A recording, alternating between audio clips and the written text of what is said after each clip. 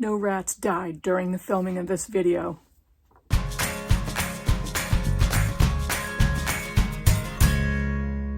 Hey BookTube, it's Kim at Middle of the Book March.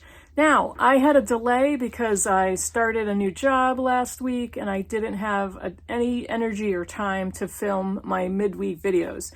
So I'm a little behind on answering my Q&A questions, but here's the next installment of those questions. Now, I have, this is a quick list of bookish, non-bookish life questions that I thought I would answer in this separate video. So let's get going. It's a short list, but you know how I'm going to ramble on. It's probably going to be a longer video. All right, so Michelle Juza 4531 asks, where were you born and raised? I was born in Methuen, Massachusetts, and my family was all from the area, and they were all, both my parents' families were from all around the same area. And if you're familiar, Methuen, Malden, Lawrence, that type of area, Lowell, Dracut, that type of area in Massachusetts. And I was born in Methuen. My father worked for Continental Can Company, which eventually became Sweetheart Plastics. And he was transferred for work. So I was, I would think I was a toddler. Was I a toddler? Yeah, I think I was a toddler, maybe 3 or 4, and we moved to Pennsylvania. And then from Pennsylvania, we moved to Ohio when I was in first grade. So I entered first grade in Ohio. And then we made the loop back to Massachusetts, to Salisbury Beach, where my parents met, and that's kind of where the family loved to go in the summer. And we ended up moving to Salisbury when I was in middle school. And that's where I spent most of my preteen, not most, all, my preteen and teen years and young adulthood. And then the first apartment I ever got as an adult was in Portsmouth, New Hampshire, and I've lived in that particular area ever since.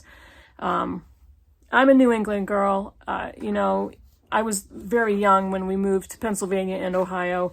I didn't love living in Ohio as a kid. It was a nice way to grow up. It was, suburban, that type of thing. But I much prefer New England. I love the beaches. I love the weather, the atmosphere, everything. M. Jane Hart 1119 asks, have you always had short hair, and what made you decide to wear it so short? Not everybody can do it, but it looks good on you. Thank you very much. I appreciate that. I'm going to kick the tripod. Have you always had short hair, and what made you decide to wear it so short? No, I have not always had such short hair. Well, most of my life, yes. When I was a kid, I had super long hair. It was, probably all the way down to the small of my back. Now, I say kid, I mean young kid, like first grade. And eventually, my mother just kind of flew off the handle because when she would brush my hair, I would scream every time. And while I was in first grade, she took me to the hairdresser and got me a pixie cut. And that was the beginning of the end for me for short hair. But I've always had short hair at different lengths. There was a time when I was in, I think it was middle school, where it was down here, maybe to mid-neck. It didn't get any longer than that ever. And then I was probably 18 or 19, and I wanted to rebel, and I said to my longtime hairdresser, how short can you cut it? And he's like, watch me. And he did, and he gave me a buzz cut with messy spikes on the top. Ever since then, I've had very, very short hair. However, again, different lengths at different times, but almost always very short. How many years ago now? Probably 12, 14, 2014, 10, I'm losing track of all time, 2012, so about 13, 11, 10, I can't do math, let's just go with 12. About 12 years ago, I started menopause, and was also going through a lot of life stress at that time, and my hair started falling out in little patches. And I didn't understand what it was from at the time. And eventually my doctor told me you probably have alopecia. And it could be an autoimmune disorder. It could be due to stress. And I believe menopause brought it on. And I started to get very patchy bald spots all over my head. And I ended up shaving my head completely. And I had that for about a year. And eventually it kind of grew back in. It grew back all over my head. But it's always been, since then, quite thin. And I've always had it very short. Sometimes I have it a lot shorter than this. And it looks more like it's shaved. And I've had that on videos many times over the years.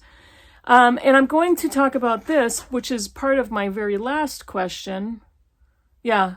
I had gastric bypass surgery October 4th. And one of the side effects of having gastric bypass or gastric surgery is hair loss. So since then, my hair has become noticeably even thinner than it was before. And you could probably tell, which is fine. I understand. I'm okay with it. To me, it's more annoying than anything else. And there's a piece of me that's like, just go back to shaving your head. Just shave it all off again. And I'm tempted, but we'll see what I do. I'm not sure what I'm going to do. So it is quite a bit thinner than it has been. I do believe it'll grow back eventually once my body stops losing weight.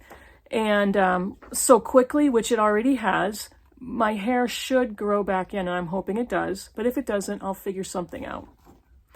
Marcia Johansson 769 asks, I am interested to know where you went to college or university. I recall you mentioning going for theological studies. What first interested you in that field of study? Is your current job related to your degree? Okay, where I went to college or university. It took me 17 years to get my bachelor's degree. I started off going to UMass in Amherst, which is a gigantic state university. I didn't go for very long. I went for a semester, lost my financial aid, went back home and worked.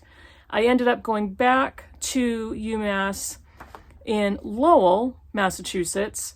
Gosh, I don't remember how many years later. It was probably only 2 years later. And I was there for a year. In that year, my father died unexpectedly and life was kind of thrown for a loop. So I stayed there for a year, left again, started working again. I eventually went back to UMass in Amherst for another year. Oh, gosh. And didn't have enough credits to graduate.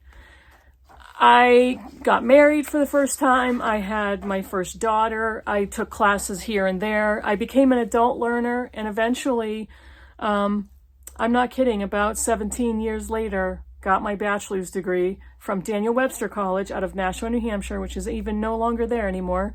And I have my bachelor's degree in organizational management. It's business degree. After that, I knew I wanted to get another degree, and I thought I wanted to go for humanities or literature, and I started a humanities degree online, and I took courses that I really loved, but for whatever reason, I don't even remember now, I didn't continue. I took a few more business courses. I did not continue with that degree. So I was just adrift for a really long time. And eventually, my husband and I were very, very active in our church, and I was a ministry leader for different ministries. I was a conference speaker. I was a Bible teacher, and I realized I wanted to go to a seminary and get a master's degree, and I found a seminary that offered a program in leadership studies. So I signed up for that, and from the very first class, I knew this is what I wanted to do. And I wanted to use that in church leadership. I was interested in preaching and becoming a pastor, or at least an assistant pastor to start. So I was in for leadership studies at Luther Rice Seminary out of Georgia. The program is all online. And I took a couple classes and I realized this is more of a business degree, and I wasn't interested in a business degree. And then I had the feeling that I wanted to do more and take more Bible-related classes and more theology courses. And my husband made a suggestion, and he's like, well, why don't you go for the Master of Divinity degree? And I said, well, that's a super long degree, and it's what pastors do. And he's like, so do it anyway. And it literally struck me like, okay, I think I am going to do this. It took me 8 years to finish that degree. I didn't stop once. I did transfer to a different program in the middle there. And I ended up earning 2 degrees. I earned a Master of Arts in Apologetics, which is a Christian theological discipline, and I earned a Master of Divinity. And after 8 years, part-time, I earned my degree. And I took 2 classes at a time, and I took a class over the summer here and there, not every summer. But my daughter was 1.5 when I started my degree, and I don't remember how old she was when I finished, 9.5. So yeah. My job has nothing at all to do with my degree. Absolutely nothing. By the time I finished my degree, I was serving as a volunteer pastor in a local church. I did not get paid for it, but I did that for 3 years. And then I realized it was time for me to move on. And I had a home group for a little over a year, and then COVID hit. And since then, I have not used any of my theological training or degree or education. And I'm not heavily involved in a church at this time. I do attend a church, but not as a pastor or a ministry leader. Would I want to again? Yeah. Let's see. This is a long subscriber name, and I'm not sure I'm going to get it right. Jora Lemon Virgin Crush. I hope that's right. Who is your celebrity crush? Can be dead or alive, e.g. Leslie Howard, Jesus. Do you believe in God, the resurrection? When you're deciding whom to vote for, what qualities in that person are important, or what issues are most important to you? Who is my celebrity crush? Let's go one by one. I have a list. John Bon Jovi, from the 80s and now. I don't care what age. He was adorable either way. I love Stephen Colbert. And I think he's a Lord of the Rings fan. I love his wit and his intelligence and the fact that he loves Lord of the Rings, which is a segue into Viggo Mortensen as Strider. Maybe I'll put a few pictures here. Viggo Mortensen as Strider, aka Aragorn. And then the last one is Jamie Fraser from Outlander. From Outlander, the show. Yeah, Sam Heughan plays him in the series. And yeah, those are my big celebrity crushes. Do you believe in God? Yes, I do. Do I believe in the resurrection? Yes, I do. When you're deciding whom to vote for, what qualities in that person are important, or what issues are most important to you? Picking somebody who's never assaulted a woman, picking somebody who's never caused an insurrection in the United States, picking somebody who's not a shitty human being that I know of, is just an outwardly shitty human being. Somebody who actually has some intelligence and knows how to speak. Somebody who seems to care about the country and care about the world. Somebody who wants to make a difference. I'm not going to get really granular into the issues. I think anybody who's watched me for any length of time will know social programs are important to me. The equality of women, the equality of LGBTQ plus people, equality in opportunity and in existence. So those are important things to me. Premium Oro 2691. Are you married? And what type of work do you do? Yes, I am married. And I have 2 daughters. This is my second marriage. I have an older daughter from my first marriage, whose dad is a very good dad, and we're actually still very good friends. And I have my teenage daughter from my husband, Andy. So the girls are 16 years apart. Yeah, that was interesting.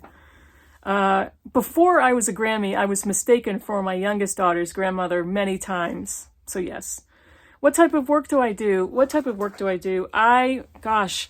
It's kind of boring. I work in an office. I work in an engineering/machine shop in the corporate offices. I am a manufacturing production planner, and I am also a software expert on the software systems that we use for the financials, for the job planning, for the business.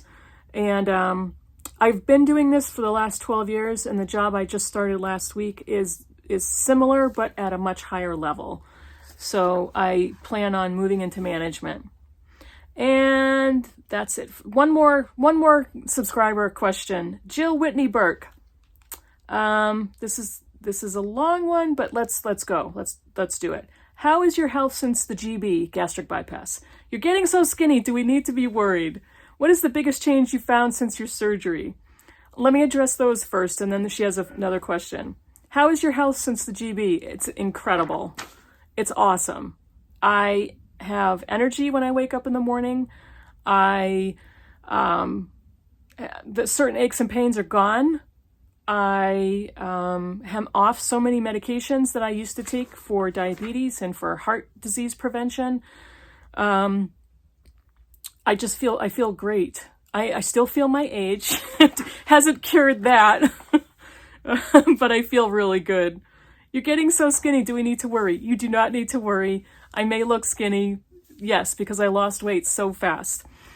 I'm going to tell you how much I weigh, and this is the only time I will talk about the numbers. Right now I weigh about 166 pounds. I'm about 5'7", and I've always had a very large frame. I have very big feet, very big hands, and so 166 is a very healthy weight for me. I could actually lose another 10 to 15 pounds and still be very healthy. But yes, the weight comes off first in my face, and that happened very quickly. I still have a little bit in the middle that I would love to get rid of, but I am definitely not too skinny. You do not need to worry. I am eating every kind of food now at this point. The only food I can't tolerate anymore is bread, which is okay. Unfortunately, I can still eat desserts, and I do still eat desserts every once in a while, but very tiny amounts just to taste, and I'm satisfied with those. And I'm eating everything. I'm eating raw vegetables, lots of protein. Yeah, and I'm doing great. So thank you very much for asking about that. What is the biggest change you found since your surgery? Number one, the hair loss is irritating. The biggest change, obviously, is my size. I'm buying clothes now that I haven't worn in sizes I haven't worn since high school, and it's really weird because my brain hasn't caught up with my body, so I'm still not used to being this physical size, and it's really weird to me to try on a pair of jeans in the store at that size and realize they fit and they look nice. So I'm not used to that. I'm used to buying a size of jeans that I wasn't happy with, and I hated buying jeans. And there was a period I stopped wearing them because they became really uncomfortable. And I actually really like jeans. So now that I can wear them comfortably again, the size is much smaller than I was wearing before. And that's the biggest adjustment I think I have to make, is what my size really is compared to what it used to be. And I get comments from people in my life all the time who knew me before and after at how skinny I am. And I don't think it's skinny so much as how much smaller I am than what I used to be. There's a very, very big difference. Now here's the alternate. Another question has nothing to do with gastric bypass or my weight. If money wasn't a concern, where is one American and one worldwide destination you'd like to visit? American, I basically have two: San Diego, California, and Houston, Texas, because that's where my siblings live. And I've never been to either state. And they're both pissed off at me because I don't travel. I actually don't like to travel locally or day trips or that type of thing. That's good. I like that. I don't like plane travel. I don't like cross-country travel. I'm not really interested in a lot of travel, but I do need to get out and visit my family. So it's been a really, really long time. Where would I want to go if worldwide destination? Probably Scotland, Ireland, and Wales, purely for the beauty of the country and for the culture, but also for the books. Hey on Why, oh, that's calling my name, people. That is calling out to me. And I would love to see Ireland, just the countryside, and meet the people. Scotland as well, just the beauty of the environment and the culture and the people. But I would love to go to Hey on Why. I would love to go to a book festival. That is it for the life questions, the life question portion of this broadcast. Thank you all who asked the questions. Thank you so much for your interest and your concern. I really do appreciate it. You've been wonderful. You've all been so supportive and so lovely. I am grateful for you all. So thank you very much. Write me a comment down below, and look forward to hearing from you again. See you in the next video. Bye, everybody.